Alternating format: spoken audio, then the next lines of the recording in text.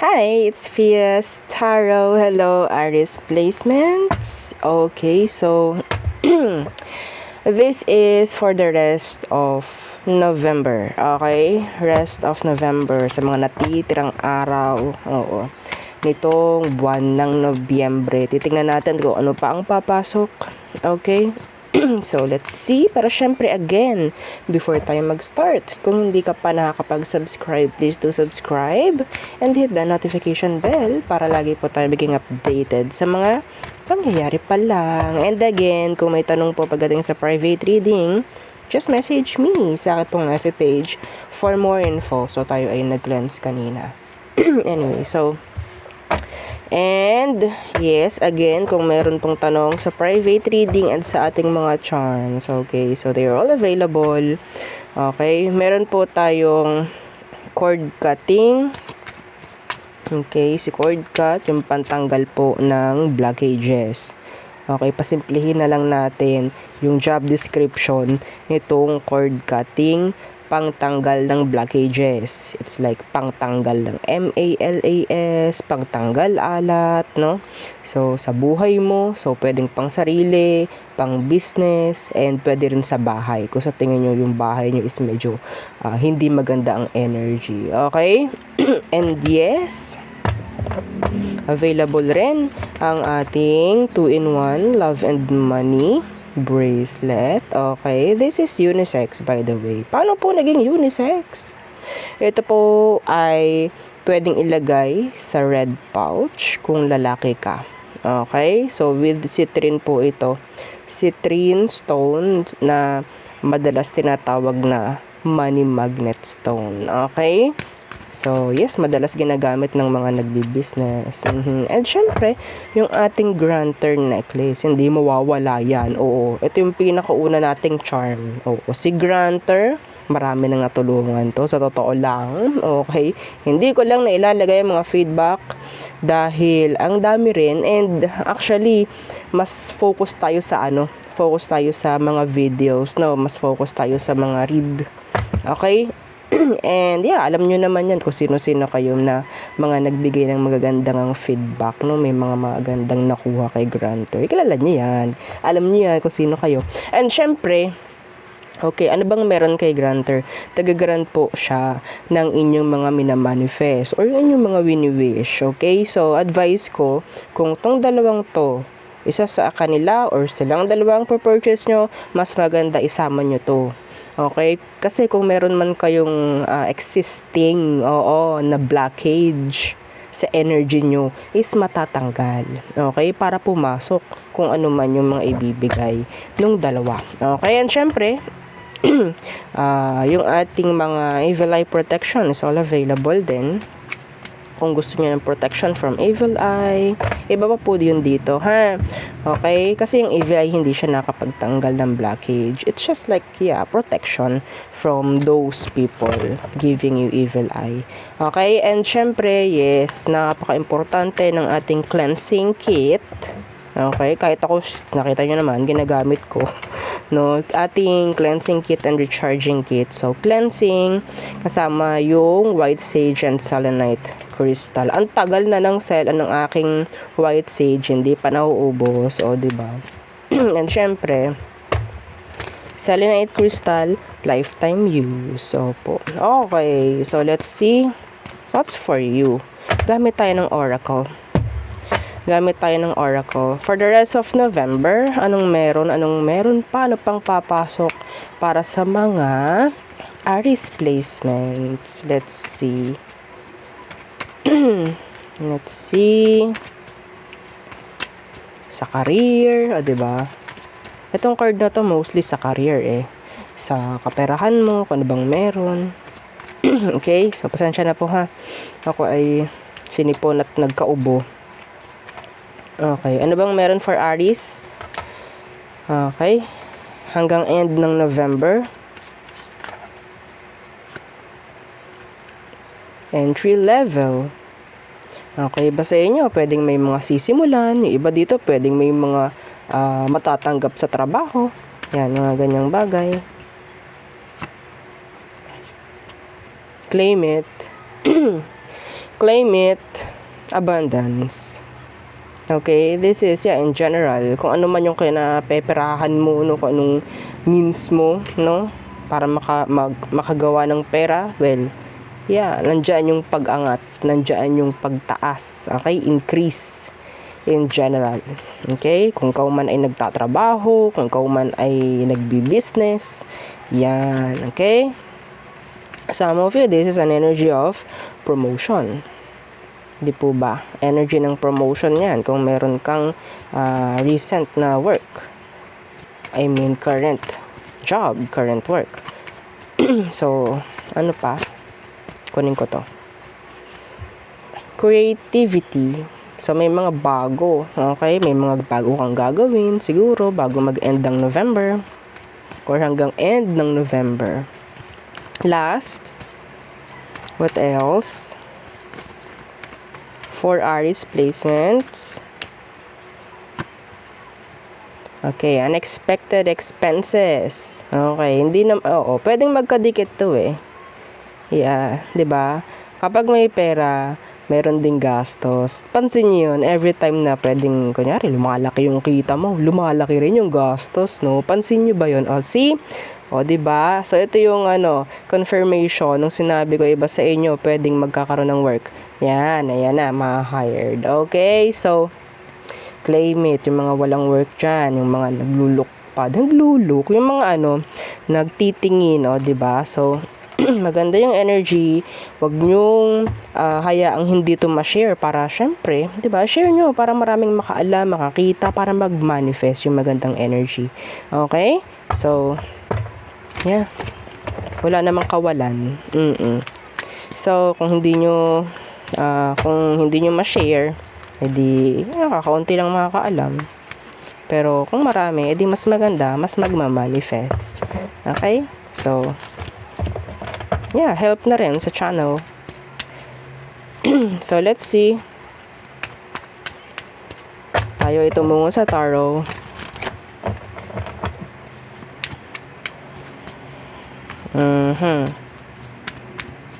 Kuha tayo ng tatlong energy ko anong meron.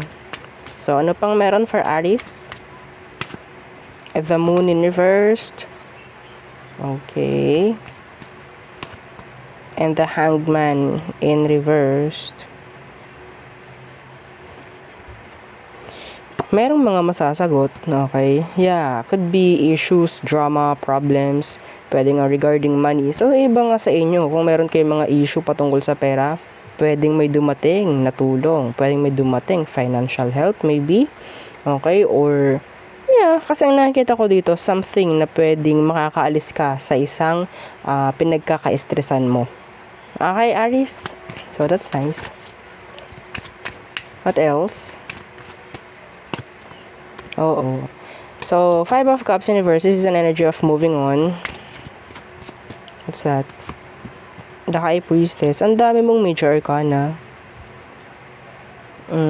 So, the High Priestess. Merong mga malalaman. Okay? Yung iba sa inyo, may mga malalaman. Maybe this is like clarity. So, it's like an energy of something about pwedeng answer. Something na pwedeng sabihin natin kinakailangan mo talaga. Okay, so, hindi nawawala, Excuse me. So, meron kang biglang makikita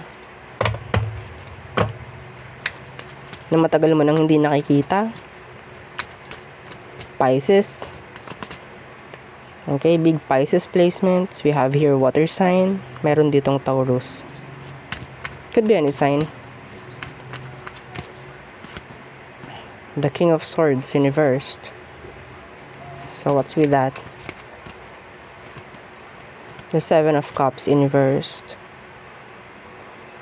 Meron ditong magbabalik. Pero hindi ko nakikita yung clarity. Kasi nakuha kong energy dito is dun sa tao is siya yung nagsinungaling. Siya yung nagtago. Yeah, 'di ba? The money, Aries. The money, 'di ba? This is energy of abundance. The Nine of Pentacles. This is abundance. Yeah, claim nyo. Claim nyo o yung nakita natin, 'di ba? Specific doon sa oracle. Okay? So, meron ditong mga tao, ito kumonek kasi. May mga tao dito na pwedeng because of your money, babalik sila. Okay? Nandyan yung may manggigil treat, nandyan yung may mga magsasabi na gantong gawin mo, ganto, ganyan. Trying to control you. Don't let them. Kung alam mong hindi nga talaga dapat. Okay, yeah, the Queen of Wands. Itatry ka nitong i-rule. Kung sino man to. Be careful. May pera ka nga. So, magsisilbing parang nakakaakit. Okay, yung energy mo this, sabihin natin, November. End of November. Okay? So, hindi nagiging tunay yung mga taong yan. Hindi sila nagiging tunay. Kung sila ay lalapit sa'yo. Pwedeng may mga kailangan lang. Okay? So, next. Let's see, the person. Excuse me. The person on your mind, Aries. Let's see. Let's check. Who is this? Again, don't forget to like, share, and subscribe. And again po, kung may tanong pagdating sa private reading and sa ating mga charms, mag-message po, sa PM, wag sa comment section. Kasi baka kayo ay ma-replyan ng hindi namin nga kilala. Tapos kayo ay maloko. We don't, reply sa comment section. Okay, ulit-ulit ako niyan. Pero lagi din ako nakakita ng mga nagtatanong sa comment section. Hindi ko po nire-replyan yon. Okay, so the person on your mind, Aries, who is this? The person on your mind. Eight of Swords. The Eight of Swords. Feel stuck still. Feeling stuck ka sa taong to. Could be an air sign. Gemini, Libra, Aqua. Let's see. What's with that Eight of Swords? The Ten of Swords in reverse. So, okay. Yung energy nito is pwedeng may nangyaring ending. Okay, we have here the Ten of Swords. Some of you, you're in no contact. Or you're waiting for this person to come. Or magparamdam. Feeling mo hindi pa kayo tapos. There is this energy of unfinished business. This is unfinished business. Ang dami mo pa rin iniisip about the person, about sa situation ninyo. Okay? So, let's see. Anong kailangan mong malaman dyan sa tao? Okay? Specifically, some of you, you're in no contact. Hindi kayo magkausap. Pwedeng may blockage. Okay, tingnan natin. Anong kailangan mong malaman sa kanya ngayon? Kasi pwedeng yes, wala kang alam. The Eight of Swords. Wala kang kalam-alam, wala kang idea. Anong meron na sa kanya? Judgment in reverse could be a Scorpio. Judgment in reverse. They're cutting you off. Okay? Some of them, ayaw nilang bumalik. What's the reason? Anong dahilan? Judgment in reverse. The King of Coins in reverse. So, they're too self-centered. Okay? Ang iniisip lang nito ngayon is sarili. Okay? So, iba sa inyo, pwedeng dapat ninyong malaman, no, na iba sa kanila po is namomroblema patungkol sa pera, career, business nila, kung ano man ang meron. Okay? Or pwede in general about money. May issue sila. Yeah. Justice. Pwedeng legal. Okay? Pwedeng may kung ano mang legal na kinakaharap itong taong to. Ngayon, some of you, this is like a responsibility na parang tumatakbo, tinatakbuhan niya. Kung ikaw, may responsibilidad ito sa'yo. So, meaning to say, tinatakbuhan ka. Hindi siya para bumalik. Some of you, if you're still waiting for them, wag ka na munang maghintay kasi wala kang hinihintay. Okay? So, ano ba ang tingin niya ngayon sa'yo? Ano bang tingin sa'yo nitong taong to? Aries, anong tingin niya sa'yo? We have here Capricorn. Okay, anong tingin niya sa'yo? Liar. I'm sorry. Ang tingin sa'yo ng taong to is a liar.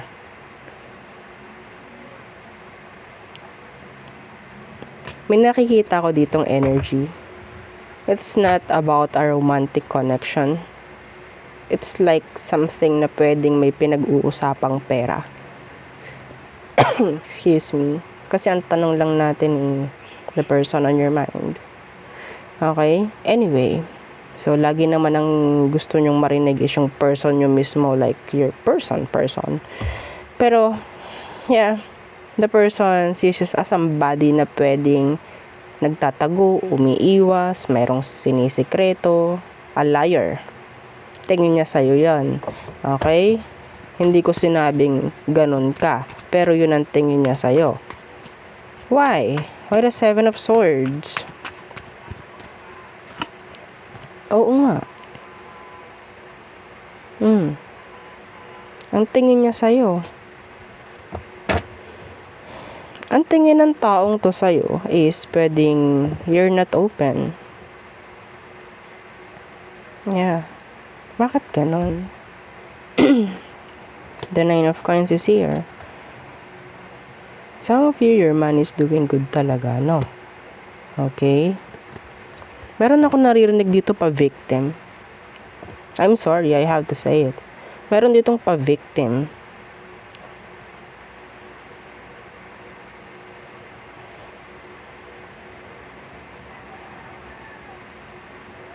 Yung taong to, tinatalikuran ka eh. Ang dahilan, ang nakikita niya sa'yo is hindi ka pwedeng pagkatiwalaan. Is there something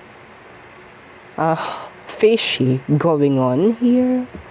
Mga Aries. You have trust issue both sides. Meron kayong problema sa isa't isa. Number 1 is the trust. Tingin niya sa'yo, hindi ka niya mapapagkatiwalaan.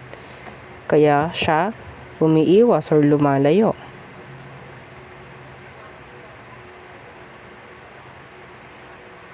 Anong meron? Tingin niya hindi ka na para kausapin. Anong tingin mo sa kanya, Aries? Anong tingin mo sa kanya ngayon? The Queen of Wands in reverse. And the Tower in reverse. You're avoiding each other, holding back. Yeah. May tension sa pagitan nyo. Akala ko nung simula, ikaw yung bida, Aries. Both of you, mayroong issue sa isa't isa. Hindi ko yan para tawag dyan, isang tabi. Nakakaramdam ako dito ng pareho kayong may kasalanan sa isa't isa. Yes.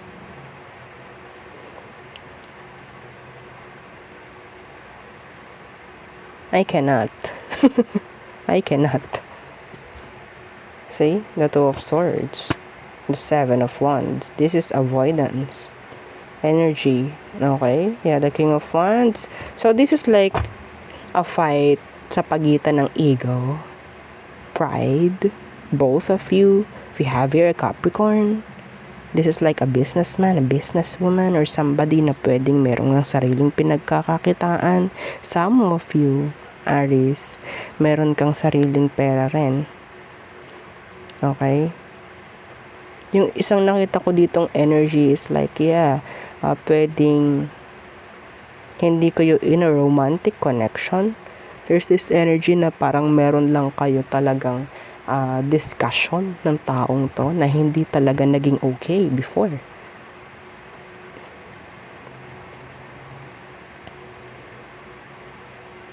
They see you as somebody na they can trust. Yes.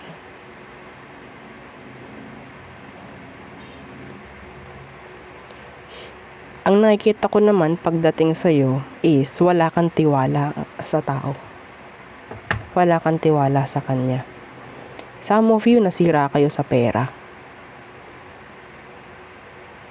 Okay? Meron ditong sabihin nating ang baba ng tingin sa isa. Wala akong masyadong makita ritong emotions, sa totoo lang. This is like practicality. A lot of swords. Pareho kayong nag-iisip. Okay, walang masyadong emosyon dito. Wala tayong nakitang cup. Kung inyong nakikita nga, itong ating mga cards, wala tayong cup dito. All about swords. See? There's no cup here. Kasi cup po is emotions. This could be somebody or something sa inyo pagitan ay pera. I'm sorry, pero yun ang nakuha ko. Pero kung gusto nyo i-fit yung sarili nyo doon, well, wala namang masama. Kung sa tingin nyo, mga responsibilidad, mga naiwang responsibilidad, tinakbuhan ka, whatsoever, well, okay, so, tayo tumungo sa all signs, Aries through Pisces. Again, don't forget to like, share, and subscribe. Okay. So, let's see. Aries. Guarded. Grounded. Controlled. Feeling niya is like narurule niya. Okay. Taurus. They want commitments. Gemini. They have plans. Some of them, they want na magkaroon ng pagkakaayos or pagbabago sa inyong situation. Cancer, they're like no goals. Andito yung energy na parang player energy. Leo, andun yung energy ng pain, hatred, pero sabihin nating nagmamatigas. Virgo, they want your attention. They felt like para silang andun yung selos dito kay Virgo. Libra,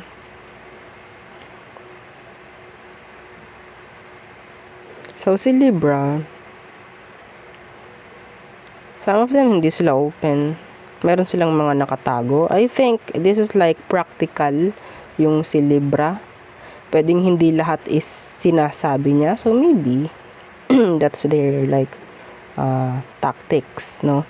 Scorpio, they want another chance. Some of you, this Scorpio is a player. Sagittarius, they can't commit. Capricorn, they want to say they're sorry, some of them. Andito yung energy rin nung crush, okay?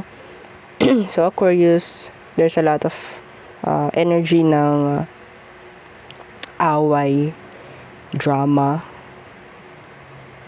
Parang merong di pagkakaintindihan with an Aquarius. So Pisces, andito yung energy ng lust, actually. Obsession, sex, addiction. Okay, so there. Yun ang aking reading for you, Aries placements. Again, please don't forget to like, share, and subscribe. And yeah, follow our FB page. And this is nating YouTube channel na nasa description box below. Again, thank you. Goodbye.